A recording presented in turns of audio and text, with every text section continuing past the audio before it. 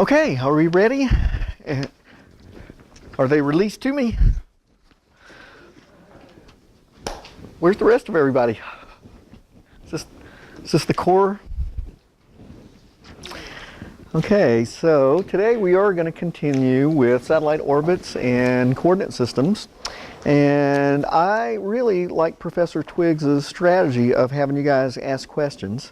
So I'll go through a few of these. A lot of these I think will shake out in the rest of the lecture. And what we're going to do today is maybe go over these questions very quickly, and I'll finish the thoughts I had on coordinate systems, sky coordinate systems, and then we're going to move into the geometry and orientation of satellite orbits and a little bit of the physics, not too much, but a little taste of the physics. Since we only have really today, I'm going to sort of skip through a lot of the material and give you some highlights. You know, what is it that you really need to understand at a conceptual level before you go on to the next set of classes. And then on Tuesday, we're actually going to go into the theater, and we're able to, in the Star Theater, run simulations of real satellite orbits. And the thing about what you can do in the theater is that you can display something like a couple thousand different satellites, and you can increase time, so you can speed up time like by a factor of 100 or 1,000 or whatever, so you can actually see. We'll talk about the physics of the orbits today, and I'll show you some, 2D images. But when you can see it in 4D, what do I mean by 4D? Yeah, so 3D from any perspective, because there are 3D models in the theater, and you can see really what inclination means and what eccentricity means and how Kepler's second law works out. If you include time, you can speed up time and you can see exactly how the orbits work. I think it's really a great conceptual tool. So bear with me today if you don't really understand or have some difficulties sort of understanding the different orbit models and orbit geometries. I think it'll be real obvious in the theater when you get to see it in in the big dome. So sort of theoretical background today and practical application in the theater on next Tuesday. Okay, so a couple of questions here. Do all satellites studying the Earth need orbits close to the Earth? And the answer is really depends on how you define close to the Earth. If you are observing the Earth, I mean, what do satellites do? What do you do with a satellite? They really only do 2 or 3 things. They're a platform for sensors, and they communicate, yeah. So, I mean, I think you could categorize them in really those two categories. I think that's not a bad way to think about them. So the ones that are sensor platforms, they can either be looking out or they can be looking down, right? And the ones that are looking down, depends on what you want to look down at and what level of precision do you need to observe at. For example, if I need really high spatial resolution, in other words, if I want to see really small structures on the ground, then I do need to get pretty close. I either need to get very close to the Earth in my orbit, or I need to have extremely big optics on the satellite. And so generally there's a compromise in between those two. But if I'm looking at the Earth, I'm either in a relatively low orbit that's circular, or I'm in a fairly elliptical orbit where I have a perigee point where I get pretty close down to a certain feature on the Earth. So it's a little bit complicated, but I think you'll see more of an answer when we talk about the shapes of different orbits. Cody Robinson asks, is it okay if I call you guys names, by the way, for the questions? Cody has, I think, probably the most important philosophical question, which is, how do I impress a date even further? So let me take just a few minutes, and I'll try to get to the other ones, but let me take a few minutes and answer that one, because that one's very important. So here's how you impress a date even further. You can go before your date now, go to this site called heavensabove.com, and it is really important that you put the dash in. Heavens dash above. You go to a totally different site if you don't put the dash in. So please put the dash.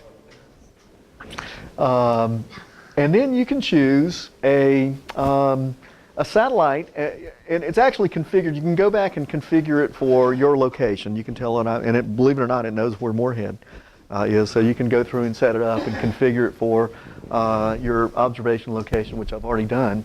And then it'll tell you all the visible satellites, the satellites naked eye visible over the next, 10 days or 2 weeks, and you can tell it how long you want it to run out. But let me choose a particular kind of satellite because it actually answers another question. Somebody asked why let's see, who was it? Candace, I think. No, she asked about azimuth, and we'll come back to that. Somebody asked about why do some satellites look like little explosions in the sky? Well, first of all, do satellites have lights on them, like planes?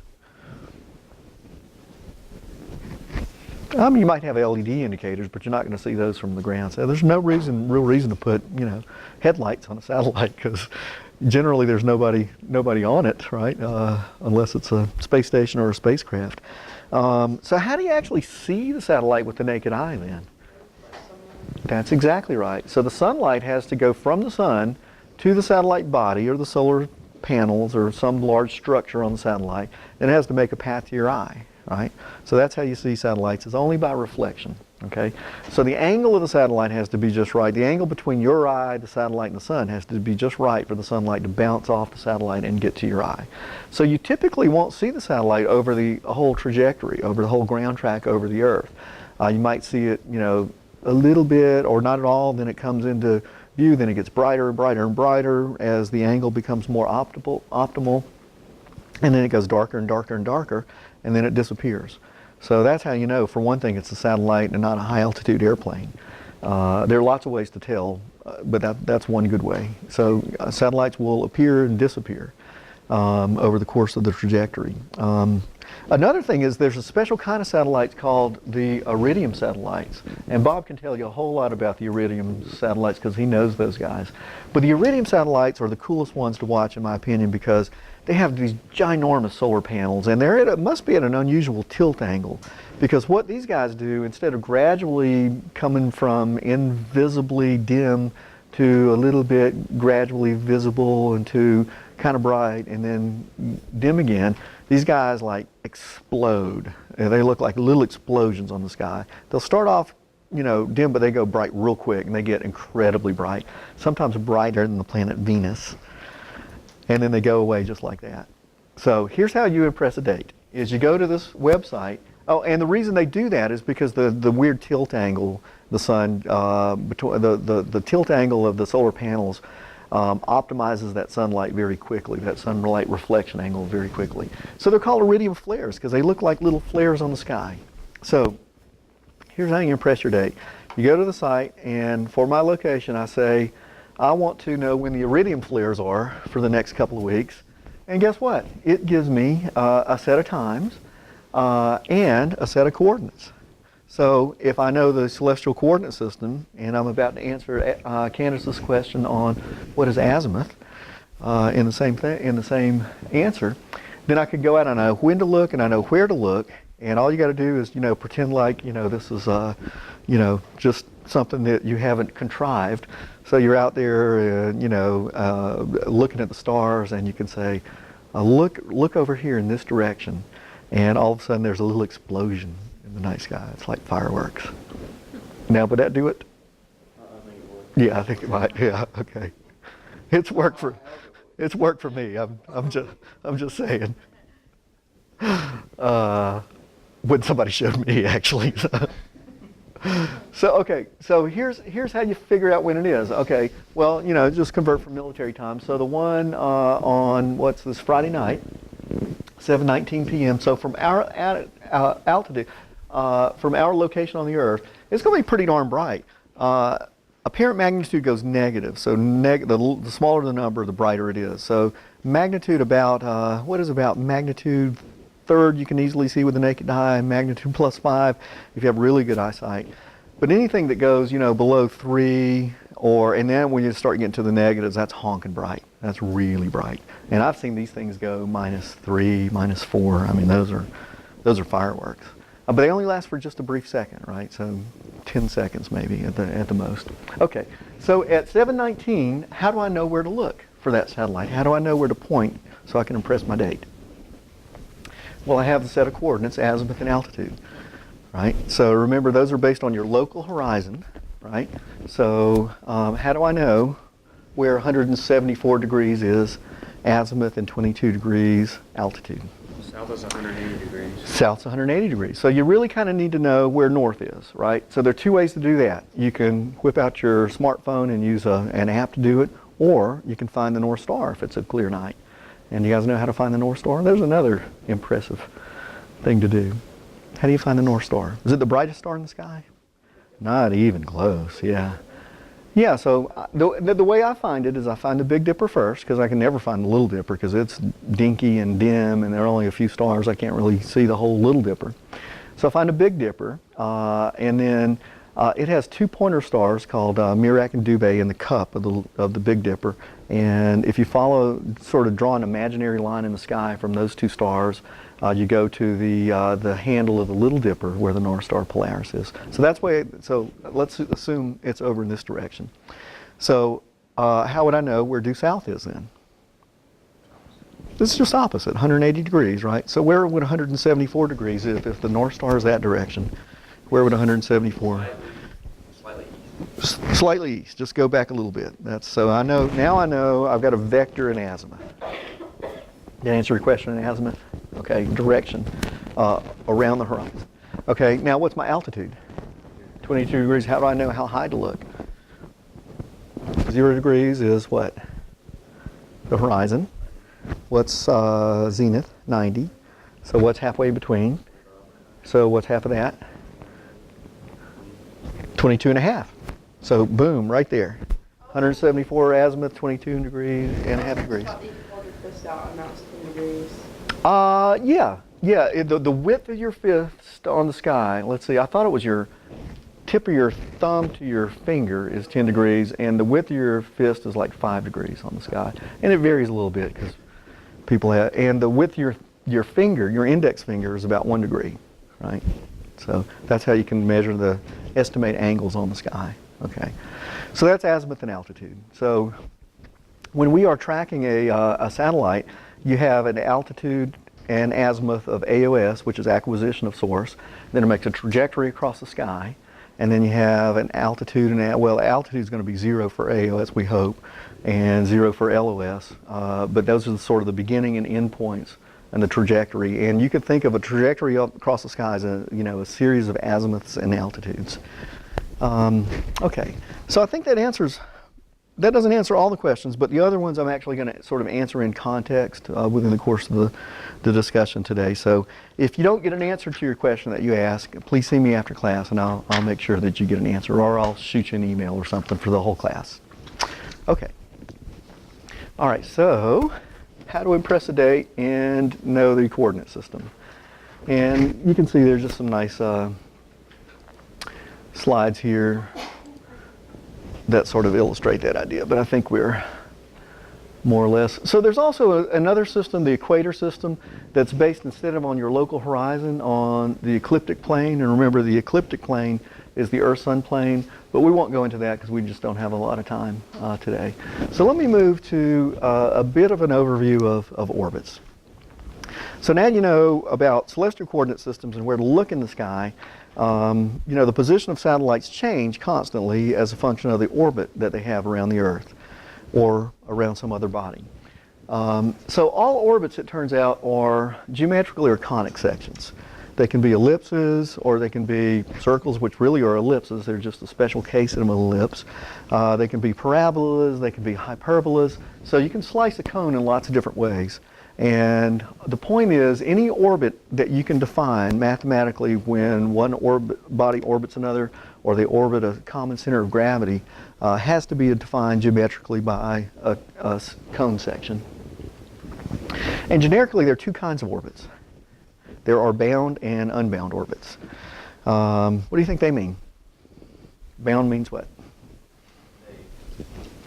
They continue to orbit. They go around and around and around. What do you think unbound means?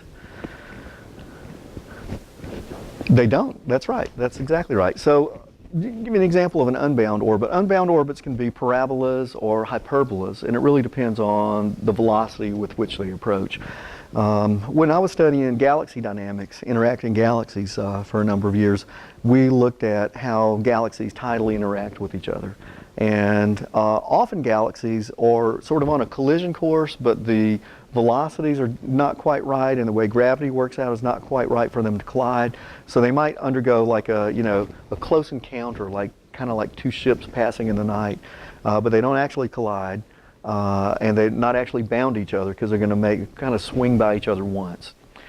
So that's an example of an unbound orbit or an unbound encounter. If they do that at extremely high velocities, it moves from a parabolic geometry to a hyperbolic geometry. But you can think of it as, a single occurrence where, things kind of zip by each other. Those are unbound. Okay, but it's the bound orbits, of course, that we're interested in. And bound orbits can take really, in the simplest form, one shape, which is a circle. I'm sorry, an ellipse. And a circle is really a special form of an ellipse where a feature of the ellipse called the eccentricity is actually 0.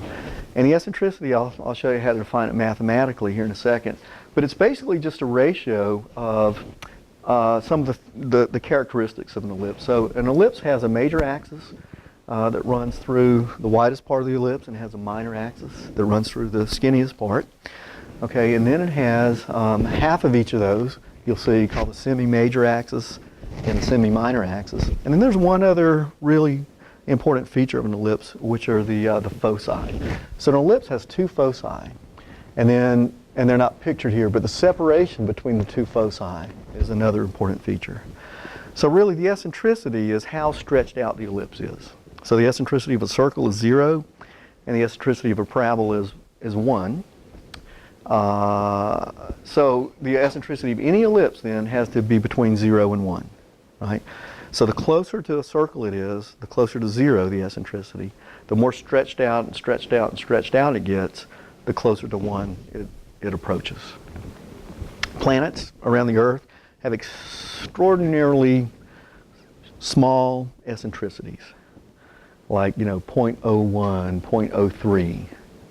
0.03. Comets can have extremely high eccentricities. In fact, they can have 0.8, 0.9. In fact, they can go greater than 1. What happens when you go greater than 1, when your eccentricity goes greater than 1? It becomes a parabola, or if it's much greater, it becomes a hyperbola, exactly. So that means that you're in an escape.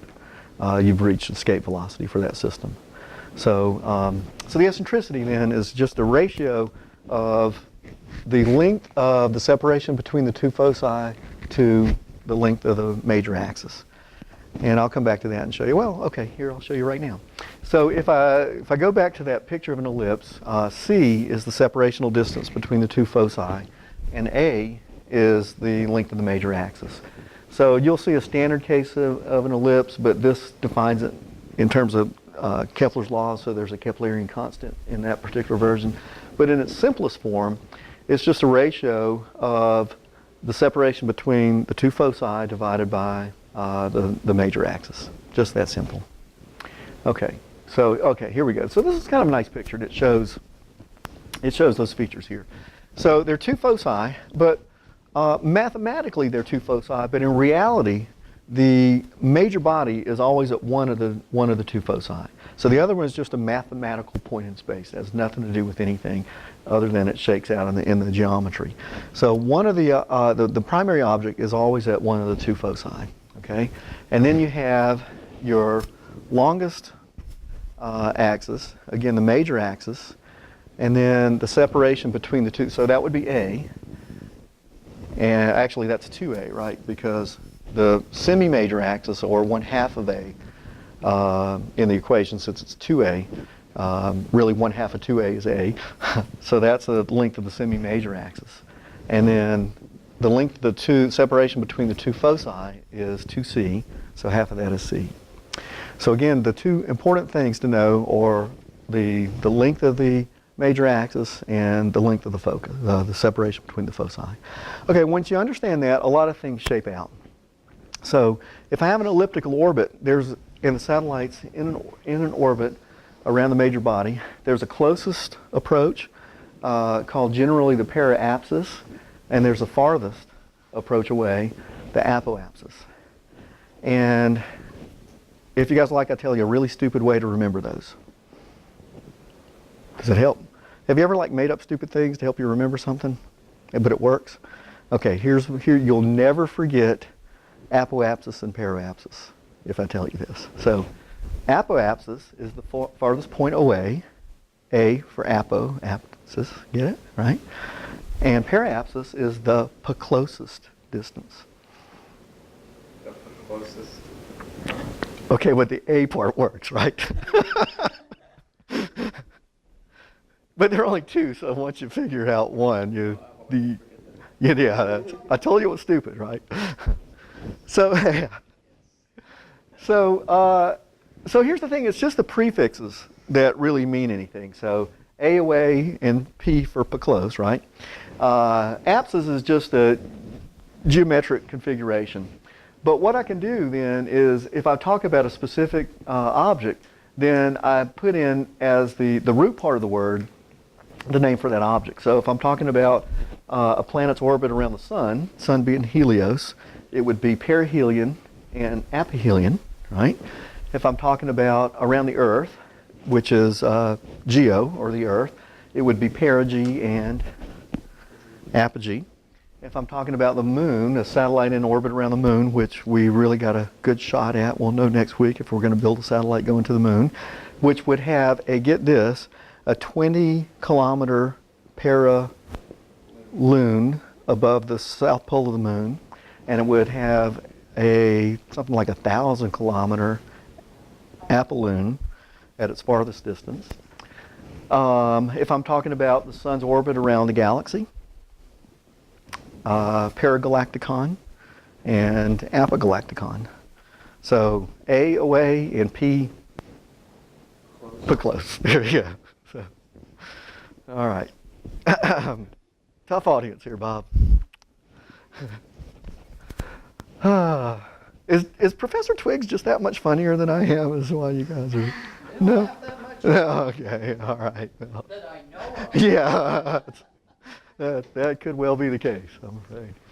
Okay, so inclination is essentially the tilt of the orbital plane. Now you have to define that tilt relative to a reference plane. And you can define it really a couple of different ways because, by similar triangles, it works the same. So you can define it as the tilt above the celestial equator or the tilt above the zenith, but it's the same thing. So if a satellite's in orbit around the equator, the inclination is 0. If it's in a polar orbit, what's the inclination? 90 degrees. And if it's going about 45 degrees, that would be prograde. What happens when you get more than 90 degrees? You're in retrograde. That's exactly right. Retrograde means really that you're orbiting in a direction opposite the rotation of the Earth. If I look down from the direction of the North Celestial Pole, the predominant direction of motion in the solar system, including the rotation of the Earth on its axis, is counterclockwise, anti-clockwise. So these guys, from that reference point in retrograde, would actually be moving clockwise while the Earth's rotating counterclockwise underneath.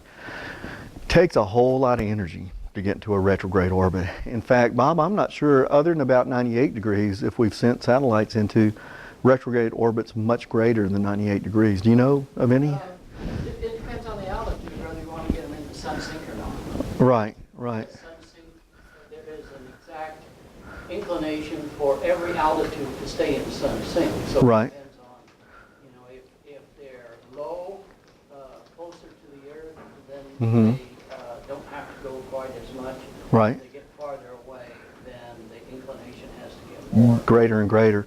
But what's the maximum? The phenomenal thing about that retrograde is what that does to the orbit. Yeah. So cool. It really is pretty cool. And then sun synchronous, I have a little discussion of that later, which is also cool. But I don't think I've ever seen a retrograde that's 180 degrees, because it just takes so much energy because you're fighting against the rotation. I mean, think if you launch in the direction the Earth's rotating, and the Earth rotates 1,000 miles an hour at the equator, you've already got 1,000 miles an hour of delta V just from launching in that direction.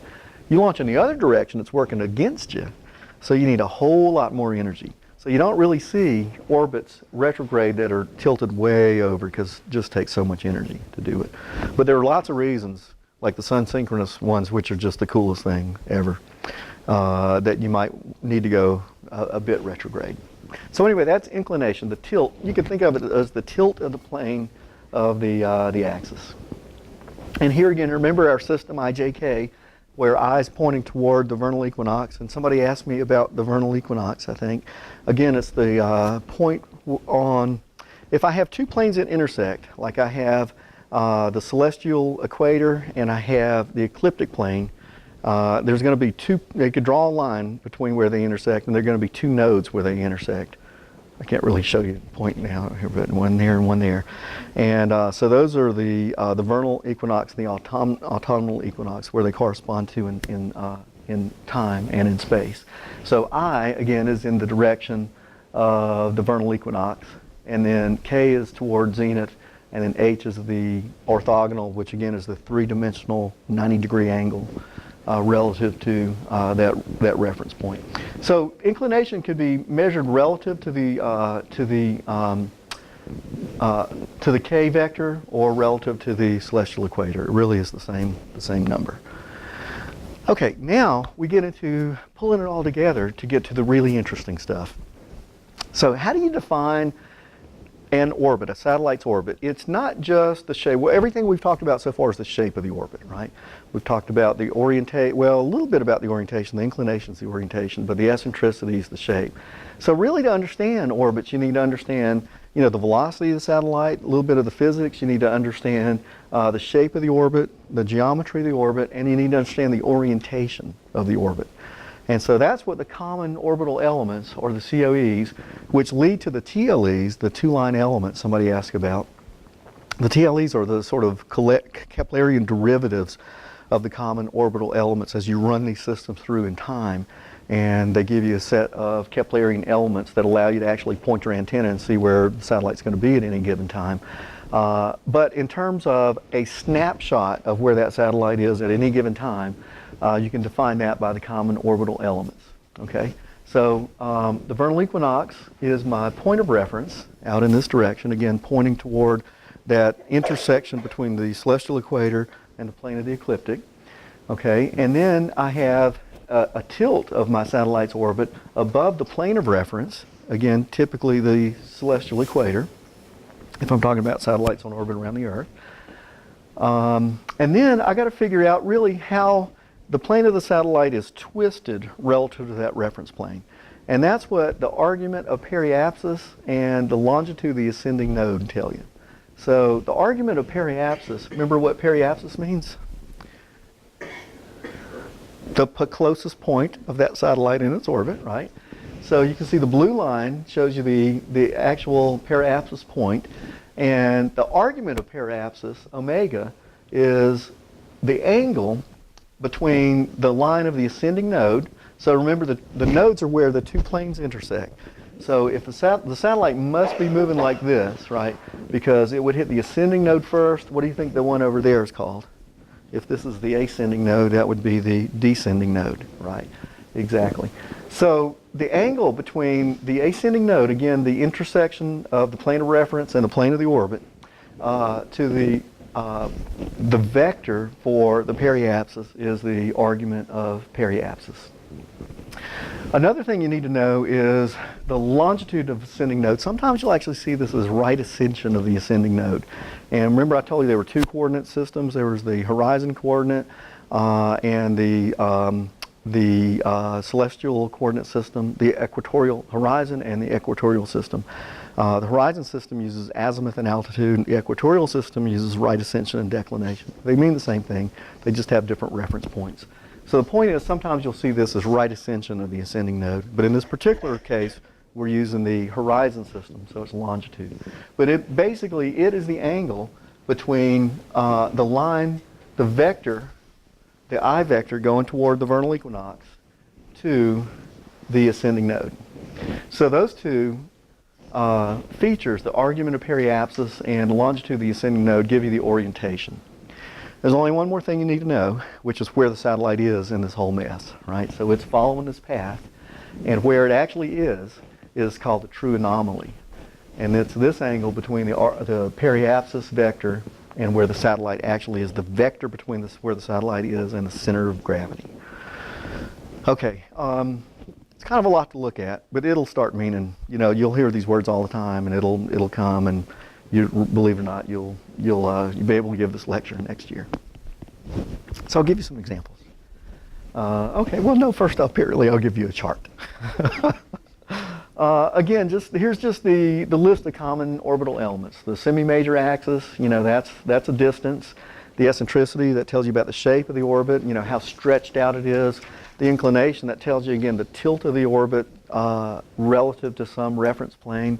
And then you have these two features that tell you about the orientation of the orbit, the right ascension of the ascending node. Again, it's the angle between the vernal equinox and the ascending node. And then the argument of perigee, the angle from the ascending node to the perigee. And then what's the true anomaly?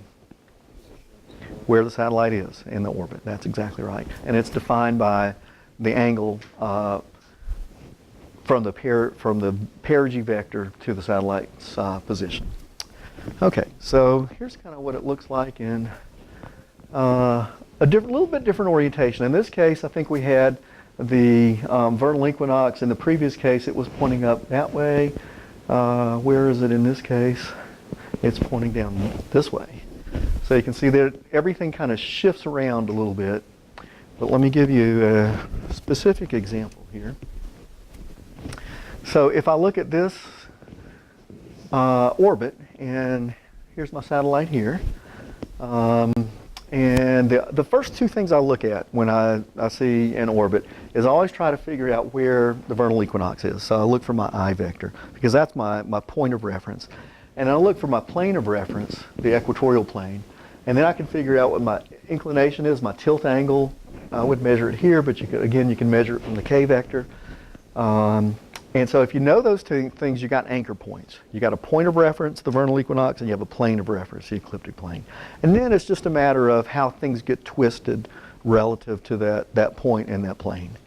And so here's some examples, and you can just go back and look through the slides sometime at your leisure. But this is a satellite with a 45-degree inclination, so, you know, tilt like that. The particular orientation right now, you can go through the argument of periapsis is 110 degrees, the right ascension of the ascending node 50 there, true anomaly 170, and the eccentricity at about 0.4. So, okay, so a real world example. So whenever we launched CXBN last year, it was, here's why you need to know all this. Because, you know, once you got a satellite up there, you want to be able to contact it and get your data down and send your commands up, right? So you got to understand the orbit to be able to model the orbit to figure out where it's going to be at any given time around the Earth and how it's going to move so you can track it with your Earth station. So that's the point of all this, other than trying to design the satellite mission and trying to figure out what orbit and what set of orbital parameters satisfies the condition of the mission. So here's what we ended up with: the flight dynamical data, and this is the real data pulled from the Department of Defense when they launched the satellite. So the rocket goes up and it ejects the primary satellite, and then it starts ejecting secondary payloads. And this is the data that they gave us. We didn't have it. So normally, after you know where your satellite is, you can go to celesttrack.org and pull the KEPs, pull the two-line elements, and then you put those two-line elements in a program, and boom, your satellite Earth station knows how to track the satellite. Well, guess what? Before space surveillance radar identifies your satellite, you don't have the Keplerian elements. You don't really know, and if you're launching, in the case of Kentucky Sat-2 in a few weeks, 31 satellites at the same time, nobody knows who is who. It gets very complicated. So for what we call LEOP, launch and early operations, all you have are state vectors. And the state vectors, you can extrapolate the flight dynamical data. So this is what you get. So from this, how do you know where to point your dish? Well, what you do is you take all of these features of the orbit that we've just defined, and you build a numerical model. And then from the numerical model, you can extract the Keplerian elements. And then once you have the elements, then you know where to point your dish and how to track. So that's so these are real data. So look, this thing was in a great orbit. It was at well, you guys tell me, is this a circular orbit or an elliptical orbit? Just looking at the data, it's pretty elliptical. If you had to guess at the eccentricity, what would you call it? I mean, you could calculate it, yeah. So how would I do that? 487 divided by 777, right? Yep, so that 0.6 sounds just about right. Inclination was pretty high, right? 60 degrees or so. And then what does the argument of perigee tell you? And the distance from the brown equinox to the perigee. That's exactly right. And then what does the anomaly, true anomaly tell you? Position of the satellite. This is at the point of ejection, right?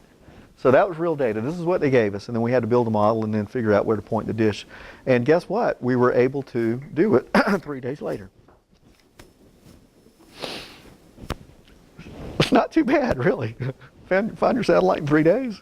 What's a normal time to find your satellite once you? It takes weeks to get them all set. It does. It does.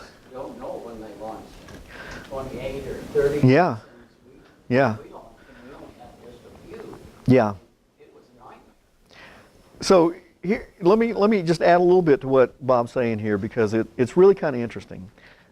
We saw the satellite on the first orbit, but we saw everybody's satellite on the first orbit, because if you look with the Yagis, we'll start tracking it with the big Yagis first. You know, the big TV-looking antennas, the big Yagi elements. They have a honking big field of view on the sky. They have like a 32-degree half-power beam. So as long as you're kind of pointing in the right direction, you're going to get a signal from the satellite. The resolution of an antenna, if it's a directional antenna, goes as a function of the size of the aperture, but it goes as the inverse of the size. So if I got a big dish then that has directive gain, then the look angle, the half-power beam, is going to go small. And the bigger the dish, and well, it's also a function of the frequency, but the bigger the dish, in general, the smaller the angle. So for the big dish, you really got to know where you're pointing. So we start off using the Aggies, and yeah, we see our satellite, but there was satellites A through H, and we saw, guess what, satellites A through H every time. So until they separate, you don't know which one's yours. I mean, here's the thing, and they give you, finally you get a set of TLEs, but you don't know which set of TLEs matches your satellite, right? Now you have unique beacons, so you know, okay, that's my satellite, but it's somewhere in the mix. So it might take another week or so to figure out which set of TLEs corresponds to your satellite, and then you can continue to track it. But it's really kind of interesting on the, the first few days and the first couple of weeks when, yeah, you're tracking, but you don't know who you're seeing everybody. It's a big mess, basically. But it's a challenge. Okay, let me take just a few minutes and talk a little bit about the physics of orbits, and then we'll talk about the types of orbits. So, well, what makes a satellite orbit? It's really, what's the moon orbit the Earth? That's exactly right. So, okay, so it's two things. Usually when I teach an intro physics class, people say it's gravity. Well, if it was just gravity, what would happen between the Earth and the moon? They come smashing into each other. So obviously there's another force or another feature that's at work that balances the attraction force between the two masses. I mean, gravity is the easiest thing in the world to understand, right? But what does gravity say? Things attract. Anything with mass attracts anything else with mass, right? So, so what do you have to be attractive? Mass, right? So if that were really true, I'd probably had more dates in college. Okay, I got a chuckle finally out of. I was working hard for that. I was digging deep for that one there. So, but in terms of physics, if you got mass, you got gravity. So there has to be something else though to put the whole thing in motion to provide this momentum. And in the case of the satellite, what provides the momentum? The launch vehicle, yeah, it shoots you up at a certain velocity. You have mass and velocity, therefore you have momentum. And then there's a balance between, gravity's always trying to pull the spacecraft down, and the momentum's always trying to make it move along the vector, the impulse vector. And so you can think of an orbit as an infinite series of tugging one way and then tugging the other way, and an infinite series of 45-degree angles basically makes a circular or elliptical orbit. So in the case of the satellite, it's easy to see where you get the original momentum from. Where'd the momentum come from to put the moon in orbit around the Earth? That's right. It comes from its formation. You guys know where the moon came from? Yeah, it came from inside the planet Earth, we think. The early stages of the solar system, the evolution of the solar system, the proto-solar system was, it was a hellacious place because there were all kinds of planetesimals that hadn't been accreted into planets, and they were all bumping into each other and colliding and making, little things would stick together if they had the right collision physics, or they would break each other apart if they were moving too fast. So it was just like, living in a pinball machine. And so about, 4 billion-ish years ago, when the Earth had just formed, it was still molten, a Mars-sized planetesimal made a beeline for the early Earth and whacked right into it, grazing incident angle, but it collided with such force that it pulled an enormous amount of material out of the mantle of the Earth, and it formed rings for a while, but it was just at the right place with the right velocity, a region outside what we call the Roche limit, that allowed the mutual gravitational attraction of all the Earth mantle, now ring particles, to kind of stick together and accrete into the moon. So the momentum from the moon that balances the Earth's gravity is owing to its formation event. So it's from that catastrophic collision. So you always two forces in balance to create an orbit. And then the force has got to come somewhere. I kind of like this idea. You can put something in orbit if you throw it fast enough, basically. That's all it is. But you got to throw it fast enough so the object falls. The faster I throw something, the farther it will make in terms of a trajectory. Hits the ground at the same time, right? Isn't that crazy? Because the vertical distance is independent of the horizontal force.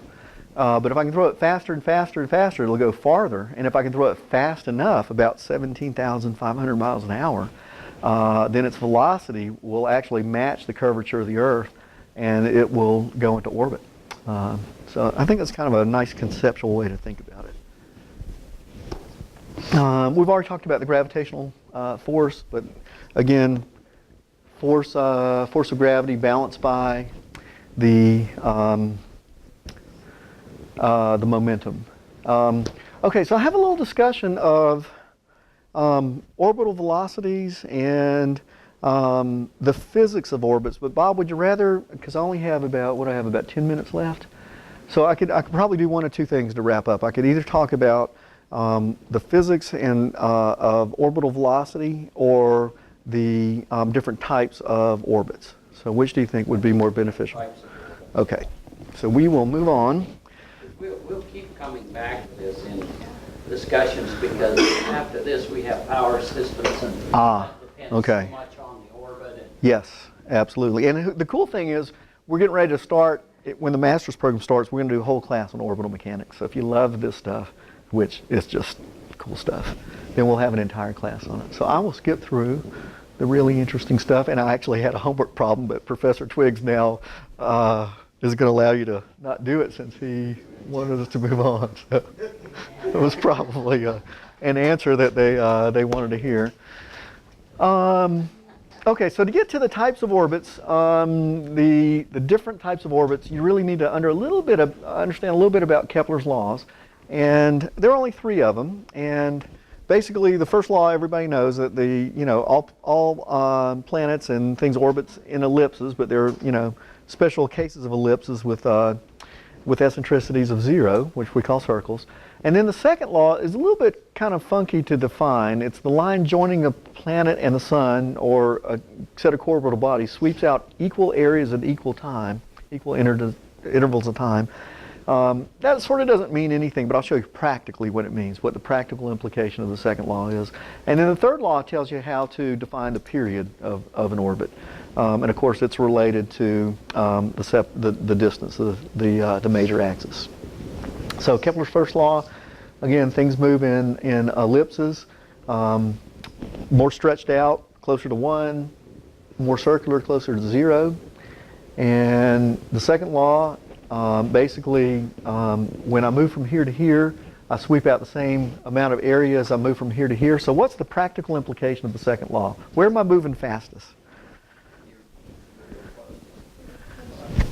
That's exactly right. So the second law you can think of in terms of the equal vectors, but nobody really knows what that means. It's just, I mean, you can think it through and figure it out, but the implication of the second law basically says that I'm moving fastest at where? The closest point, yes. And I'm moving slowest at the farthest away. If I'm talking about the sun, the planet Earth around the sun, perihelion and aphelion, right? So here's the thing. What does the eccentricity have to do with that? If I'm in a circular orbit, what can I say about my velocity? It's constant.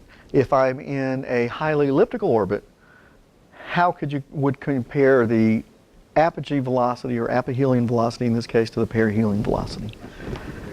It's a much bigger difference. So the difference between the velocities at perihelion and aphelion is a function of the eccentricity. This is a really important idea because we can use this thing called apogee dwell. Let's say if there's a place of interest, a geographic target of interest that I really want to look at quite a lot. Afghanistan, I don't know, pick a target. I could put my satellite in a highly elliptical orbit where would I put that target of interest? Under my perigee or my apogee if I wanted to really stare at it for a long time. Put it under my apogee. Now here's the thing. I'm farthest away, so you got to account for that in your sensors, right? But if I really want to stare at it for a long time, because if I'm in a highly elliptical orbit, I'm just hanging out here in apogee. And then if I'm, when I'm moving to perigee, I'm whipping around. And the Russians have taken advantage of that. They created a special kind of orbit called Monayas that have extremely elliptical eccentricities, high eccentricities, and they have this enormous dwell time over certain regions of interest. Guess where? Mostly. So when you walk out and you're showing your dates of satellite, look up and say hi to some of our colleagues there, our comrades. Okay, so this is kind of a nice little applet. It shows you the varying velocity at apoapsis versus paraapsis. And what would you, if you had to take a guess on the eccentricity of this orbit, what would you call it? Yeah, the eccentricity?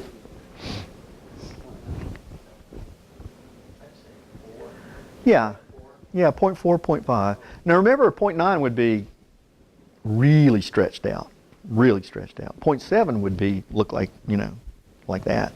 So 0.5 and then 0 is a circle. So 0.4, 0.5 is just about right. So look, at apoapsis, it's really slowing down, and watch what it does at paraapsis.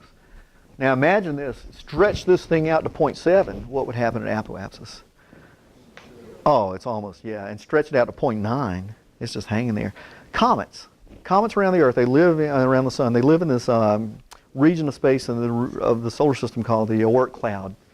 And I like to think of the Oort cloud as a big bunch of frozen angry bees. Right? Because what are comets doing if they have 0.8, 0.9 eccentricity? When they're at aphelion, how fast are they? They're like not moving at all, right? So where do they spend most of their time?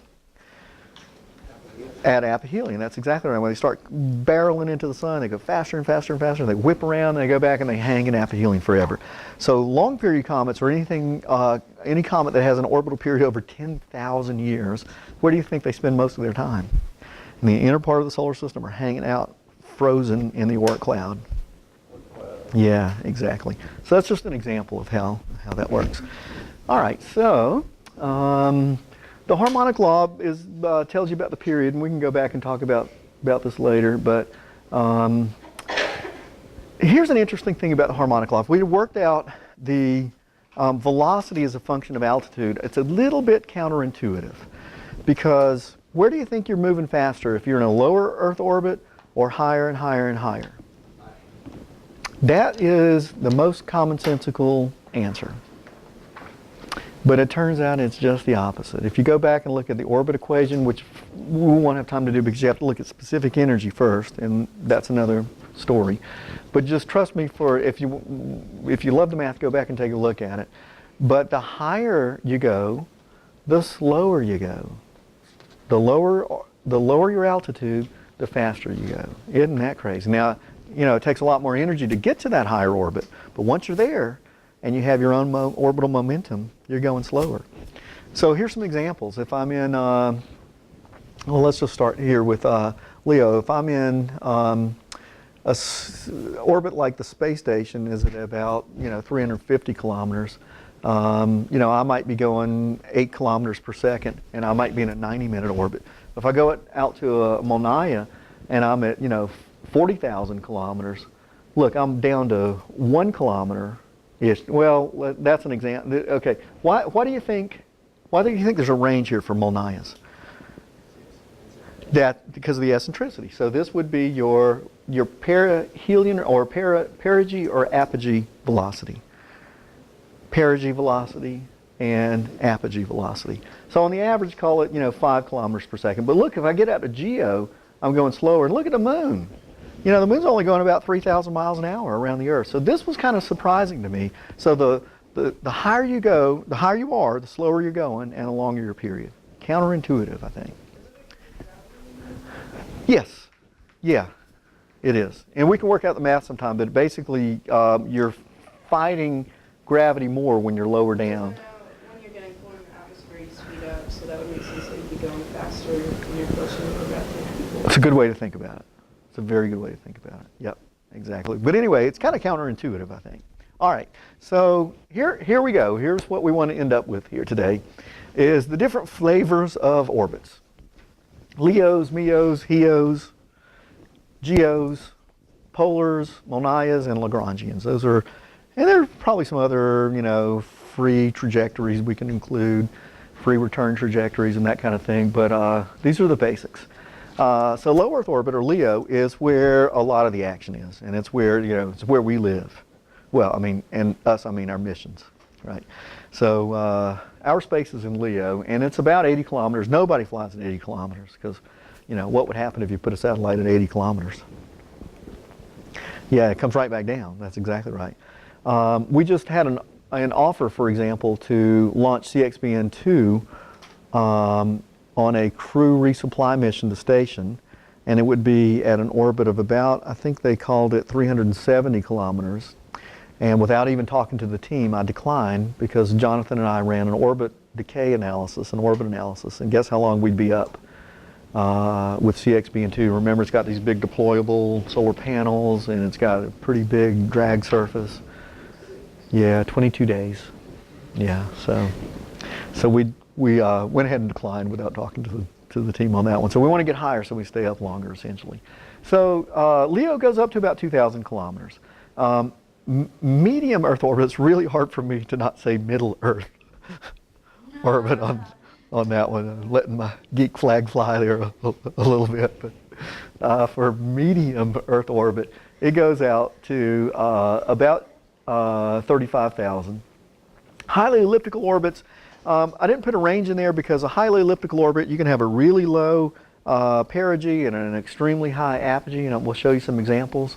Polar orbits we love because as the Earth rotates underneath, you're moving perpendicular to the rotation of the Earth, right? And what does that allow you to do with your sensor pointing to the Earth? Over time. Run that scenario in your mind for a minute. And if I have a satellite moving in an extremely polar orbit, say a 92-degree inclination, as the Earth rotates underneath, what part of the Earth's surface can I see over time? All of it. What part of the Earth's surface can I not see over time? None of it. So I can see the entire Earth in polar. So you can see why we like to put things in polar. There are lots of reasons, but polar orbits are great for reconnaissance. If I don't know where I'm really wanting to look, I want to just scan the whole Earth. If I know where I want to look, I might use an elliptical orbit and use my apogee dwell. But if I don't know where I want to look and I just want to monitor the Earth, the entire Earth, I would probably go into polar orbit. What are geostationary orbits? Yeah. Same place on the Earth? That's exactly right, yes. So I can hang a satellite at a certain distance which is about 35,786 kilometers, where its orbital period matches the rotation of the Earth. So it orbits the Earth in 23 hours and 56 minutes, and the Earth rotates in 23 hours and 56 minutes. So that satellite apparently hangs in the sky. So what kind of things, satellites would you put in GEO? Direct home television. That is a $400 billion market worldwide, direct to home television. $400 billion annually. I mean, that's a huge market. And it's going to explode in third world countries because, you know, it's hard to string a lot of cable to, you know, places in Rwanda. But GEO, yeah, so the benefit of GEO is you can hang there and you can talk to your satellite. It can beam data down, imagery, video, whatever, and you can take a little tiny dish and stick it on your rooftop and point it in one direction, and it stays there no matter what the satellite's doing, no matter what the Earth's doing. It's all balanced, and that satellite apparently hangs there. It actually makes a little analemma, little figure eight on the sky, but the beam width of those dishes is wide enough that it covers. And the cool thing about those dishes now is, anybody ever hung one or played with one? They have like 3 or 4 different feeds, and they'll look at, you know, 3 or 4 different satellites at the same time. Now they're offset feed designs. They're a section of a giant parent parabola, so they're offset parabolic geometry system. And so the beam can sort of be steered depending on where you put your feed. So I'll send one beam out to look at this satellite in GEO, this one, and this one, and this one, and I can get more channels and greater bandwidth. And for high definition, what do you need? More bandwidth. Yeah. Yes. Okay. So you guys understand the purpose. Yes, ma'am. Is that what they use for the spy satellites? Now, so that's a good question. You could, but most spy satellites are going to be in polar orbits or in highly elliptical orbits. But didn't we use one for Russia? Oh, dude, we probably got thousands of them up there. They're looking at us, we're looking at them, and ironically, we're friends now. Go figure. Now, see, if I wanted to focus on Russia, I would use a highly elliptical orbit. Let me just show you a couple of pictures since I got 2 minutes left, because Kansas has a really good question. So, what if Russia's over here and I want to look at Russia? Instead of putting my satellite in a polar orbit, right, and I could look at it once a day or once every orbit, if I hang my apogee, if I orient my